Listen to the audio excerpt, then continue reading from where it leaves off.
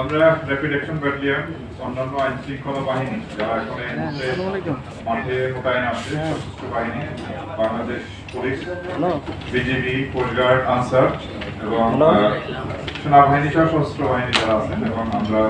Rapid action battalion আমরা আইন শৃঙ্খলা পরিস্থিতি নিয়ন্ত্রণে রাখার জন্য এবং অপরাধ কমানোর জন্য নিয়ন্ত্রিত একটা পরিবেশে রাখার জন্য আমরা কাজ করে যাচ্ছি। এর আগেও আমি আপনাদেরকে বলেছিলাম যে সামনে নির্বাচনের আগে আইন শৃঙ্খলা পরিস্থিতি যাতে আরো উন্নতি করা যায় এবং অবৈধ অস্ত্র উদ্ধার বিশেষ করে পুলিশেরও যে লঙ্ঘিত অস্ত্র উদ্ধার সেগুলো উদ্ধারের জন্য আমরা কাজ করে যাচ্ছি এবং আমাদের এই কাজ অব্যাহত থাকবে। আমি সাম্প্রতিক দুইটি বিষয় নিয়ে আপনাদের সাথে আলোচনা করব। আমরা আপনার গত 17ই আগস্ট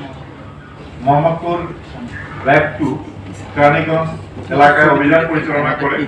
এবং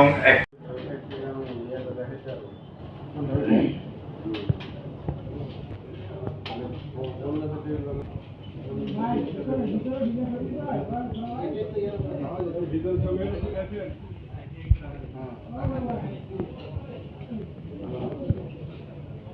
ছবি